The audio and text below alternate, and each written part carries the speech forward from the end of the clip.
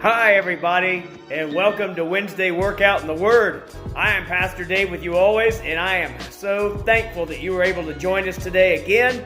And you guys are awesome with your shares and your subscribes and your likes, and we're very, very thankful always. But more so than that, I'm just thankful that you get encouragement from this little program and that you send it out so other people can be encouraged. But anyway, hey, have you heard about the glass half empty or the glass half full? I'm sure you have. It's such a universal type thing. People who see the glass half empty are kind of pessimistic and they kind of look at the things on the negative side, right? And people who see the glass half full, they are, of course, more optimistic and they see things more positive, right? And that's what all of us would like to be more of, right? Now, there's always room for a little criticism and things to look at that. But, I think it's best if we try to stay positive as much as we can, especially in the times that we live in today. But I want to talk to you today about how we see things, okay? Now, all of us probably have different eyesight, and some people can see out of one eye and they can't see out of the other one. Some people see 2015, some people see 2020, some people see 2030 or 40 or whatever it is. But anyway, everybody sees things physically a little different. But what I want to talk to you about today is this, is how do you see things spiritually? Because we are to see people and things and situations. We, as believers, we should try and see those things the way that God sees them, right? And a great story in 1 Samuel 16 is Samuel. He was going to pick the next king of Israel because you remember Saul, he wasn't going to be king anymore. So God said, okay, if you want another king, I'm going to choose it this time.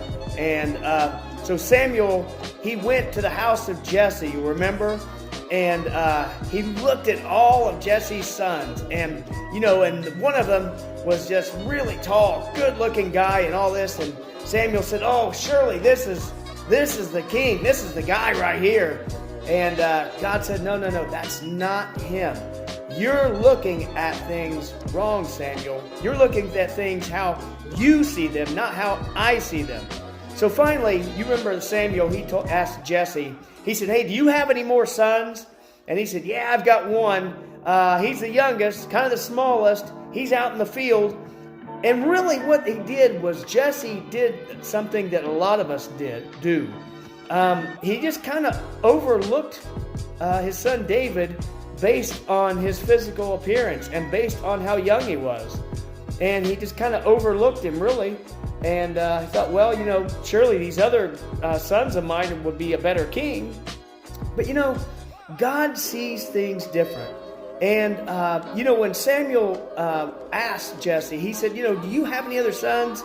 And he said, yeah, I do, David, out in the field. He said, bring him in here. And, and God reminded Samuel that, that men and people, sometimes they judge people based on their outward appearance. And, that's the wrong thing to do because he said, you know what? God said this, men judge people based on their outward appearance. He goes, but I look at people's heart. I know their potential. I know their personality. I know their gifts. I know their strengths. And that's how God looks at people. And that is an amazing thing because you know what? I think a lot of people get underestimated in life simply by the way they look sometimes.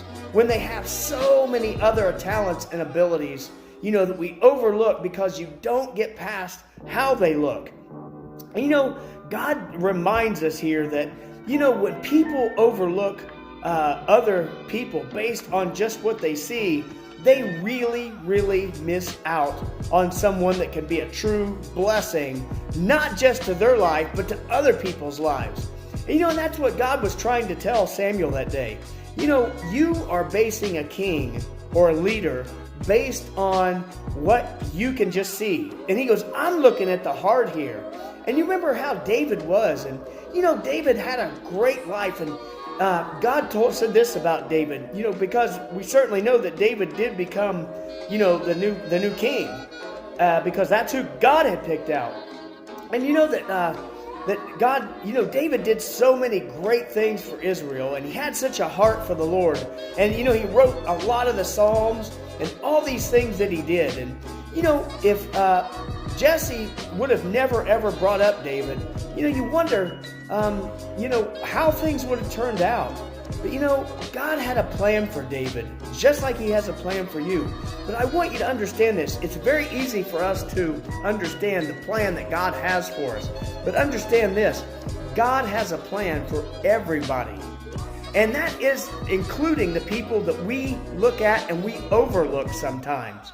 And you need to keep that in mind because, it's not good for us to overlook people because, it'd be very easy for people to overlook someone who can do a great work in the church or a great work for people, humanity, as far as, ministry or missionary or whatever. But we overlook them sometimes based on just what we can see. And, that is not what God says.